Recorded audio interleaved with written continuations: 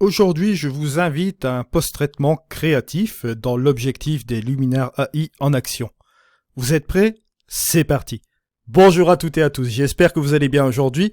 Alors, petit exercice assez spécial, aujourd'hui on va s'amuser avec cette photo dans un objectif d'un développement bien sûr créatif. Et on va faire un petit bonus aussi effectivement avec cette petite photo-là, on va s'amuser à sauvegarder ce modèle, pourquoi pas, et l'enregistrer pour plus tard pour une autre photo.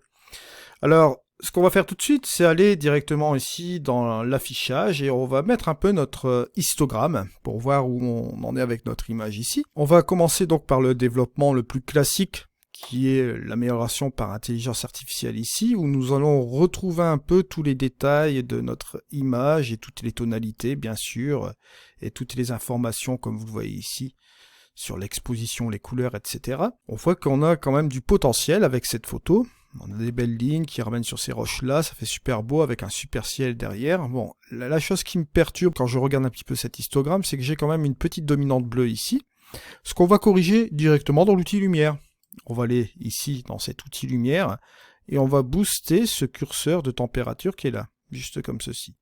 Et vous voyez que cette dominante bleue commence à disparaître. On pourrait même pousser un peu plus, regardez. Voilà, ça resserre un peu l'histogramme là. Et si vous faites la différence entre le avant et le après, vous voyez qu'on a quelque chose qui est quand même un petit peu plus intéressant, un petit peu plus chaud aussi également. On a retiré un peu cette dominante bleue juste comme ceci, ce qui n'est pas trop mal. Maintenant, ce que je vais faire tout de suite, vous allez voir quelque chose d'assez intéressant. Je vais aller dans les couleurs, on va aller dans l'HSL. Je vais repérer justement ce curseur bleu, cette couleur bleue dans la saturation, et je vais un peu encore la désaturer davantage juste comme ceci. C'est pas grand chose, mais lorsque vous faites la différence, regardez avant, après, ça vous enlève un petit peu cette dominante et ça accentue un petit peu cet effet, on va dire, coucher de soleil. Voilà, on en arrive à ce résultat-là. Si vous faites la différence, regardez avant, après, c'est vrai qu'on est sur quelque chose d'assez costaud et solide. Ça va nous permettre de continuer sur quelque chose de bien. Bon, maintenant, ce qu'on va faire, on va aller dans le paysage. Paysage qui va être fortement intéressant pour nous, puisque nous allons accentuer l'heure dorée, juste comme ceci. Voilà. Ce qui va nous donner un petit coup de peps, vous voyez, au niveau de ces lumières rouges, au niveau de ce coucher, juste comme ceci, qui est fortement intéressant. Et la chose que, bon, on peut envisager de faire, c'est simplement aller dans l'outil lumière, et rétablir un petit peu l'équilibre entre les hautes lumières et les ombres, en baissant tout simplement un petit peu les hautes lumières, juste comme ceci, et en dégageant juste un peu les ombres. Voilà. Si vous faites la petite différence, regardez avant, après, et bon, il va sans dire que si on va dans l'outil structure, regardez, si on booste un petit peu l'outil structure par intelligence artificielle, voilà. Si bien sûr vous trouvez que c'est un peu exagéré, on va revenir un petit peu en arrière, juste à 22, et on obtient, vous voyez, ce résultat-là, qui donne un petit peu de gouache à notre image, vous voyez. Tout cela pour vous dire, bon, quand on part dans un créatif comme ceci, ça nous donne un bon résultat. Bon. Maintenant, je voudrais quand même m'intéresser un peu à cette composition, elle est intéressante, j'ai des lignes directrices, etc. Mais j'ai quand même un petit truc qui me dérange, là, c'est cette petite flaque d'eau. Donc, elle ne m'est pas vraiment utile. Et je voudrais aussi un peu supprimer cette partie-là de l'image, ce que je vais faire tout de suite dans l'outil composition. Je vais le faire manuellement, regardez. On va simplement enlever cette partie-là. Peut-être même juste ici, comme ceci. Je vais même faire quelque chose, je vais le mettre en 16 neuvième. Voilà. Juste comme ceci. Donc je reviens sur cette partie-là. Voilà. Et on va partir sur quelque chose de plus équilibré. On va dire... voilà. 2/3 comme ceci, plus 1/3 de ciel, pourquoi pas, voilà, quelque chose comme ça va être plus ou moins intéressant. Je vais resserrer encore un peu, pour pas avoir cette partie-là. Voilà. Et on va appuyer sur Entrée. Voilà. Et vous voyez, on obtient un résultat qui est beaucoup mieux, un résultat qui rentre plus au niveau de l'image. Un 16 neuvième, je vous le rappelle, c'est un petit peu ça. Bon, vous avez l'impression que tout vous percute à la figure, ce qui est pas mal. Ça vous permet d'avoir une immersion dans l'image. C'est vrai que là, on est sur quelque chose de fortement intéressant. Mais on peut encore faire mieux. On peut encore faire mieux, bien sûr. On va tout simplement aller dans, ici, les super contrastes. Et on va simplement s'amuser à monter les contrastes par zone, bien sûr. Voilà, on va ramener toutes ces valeurs-là, et vous voyez un petit peu la petite différence. Elle est subtile, bien sûr, mais ça nous permet de ramener encore plus de gouache à l'image.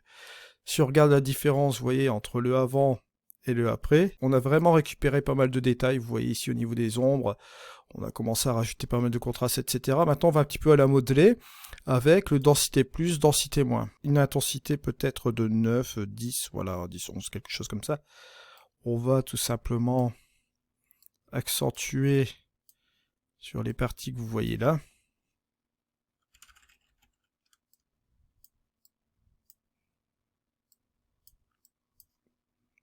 Pour accentuer un petit peu toutes ces lignes. Hein.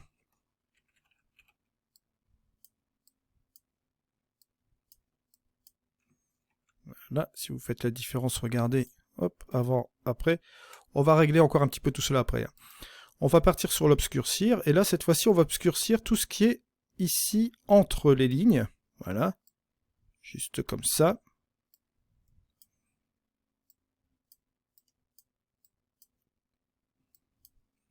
Pour obtenir un résultat un petit peu plus dynamique, hein, avec l'image, avec le relief, etc. Vous allez voir, ça va donner un effet qui va être pas mal.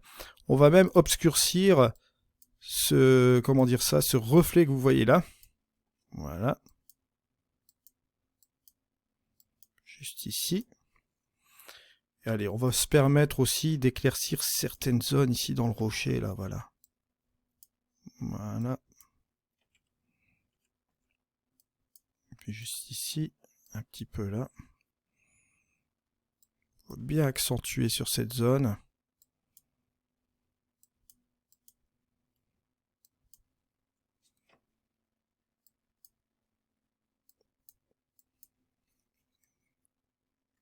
Si on fait l'avant-après, regardez, hop, avant, après.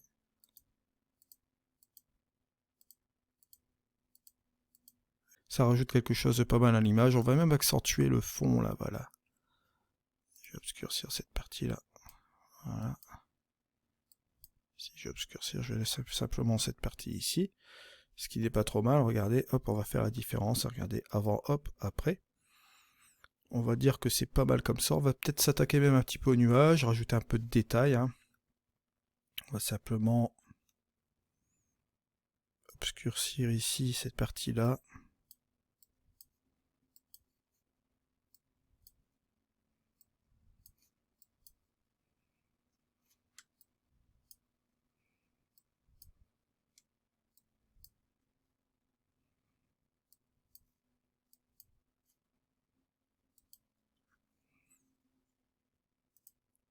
On fait ici l'avant-après.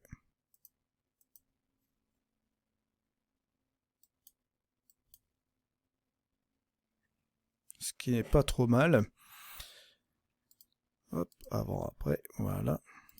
Et après, lorsqu'on a fini un peu cette image-là, on va aller un petit peu toujours dans l'outil couleur. Très important. Et je vais désaturer l'ensemble de l'image. Regardez.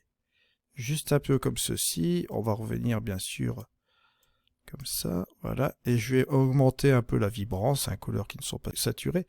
Je vais essayer, grâce à ces deux curseurs-là, de retrouver un petit équilibre. Vous allez voir, juste comme ceci, hop, avant, après, juste comme ceci. Si je vais dans l'historique, je vais monter cela. Hein. On va revenir sur cette partie-là. Regardez, bon là c'était assez vif. Et là on revient sur toutes les opérations qu'on a faites. Vous voyez, on obtient ce résultat comme ceci, ce qui n'est pas trop mal. Et maintenant, ce que je vais faire, c'est retourner ici. Allez, je vais repartir dans un petit détail. On va repartir dans l'harmonie des couleurs. D'accord. Et on va ajouter cette fois-ci un peu d'éclat. Voilà. Et d'image chaleureuse. Juste comme ceci. D'où l'intérêt d'avoir désaturé juste avant. Vous voyez, on peut toujours revenir avec cet outil professionnel. Au niveau de la balance des couleurs, au niveau des ombres, on peut encore rebalancer quelque chose d'intéressant ici. Voilà. Pour faire une petite séparation aussi. Là, ça peut être intéressant comme ça. Grâce à la balance des couleurs, on peut séparer les tons justement dans tout ce qui est ombre, juste comme ceci, vous voyez. C'est la petite touche finale aussi qui est intéressante. Au niveau des hautes lumières, c'est là ce qui va nous intéresser aussi, c'est voir un peu ce qu'on peut faire. Voilà, on va accentuer un petit peu l'ensemble là.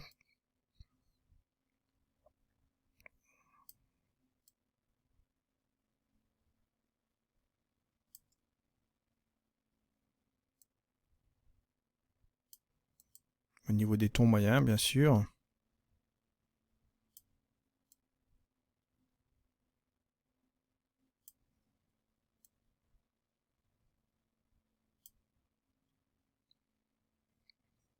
Juste comme ceci. Si on regarde un peu dans l'historique ce qu'on a fait grâce à cela, on va revenir un peu en arrière. Hein. Voilà. On était sur ce résultat-là, et regardez, hop. On en arrive à ce résultat vraiment avec plein de gouache, qui est fortement intéressant. On revient ici, bien sûr. Je vais revenir toujours dans ma couleur. Je vais baisser un peu ma vibrance quand même. Et je vais encore désaturer l'ensemble quand même. Voilà. Question de dosage entre les deux valeurs. Hein. Si on retourne dans l'historique pour voir un peu ce qu'on a fait. Là, on avait la version où on avait retouché l'ensemble. Et là, regardez, hop, on est revenu un peu en arrière.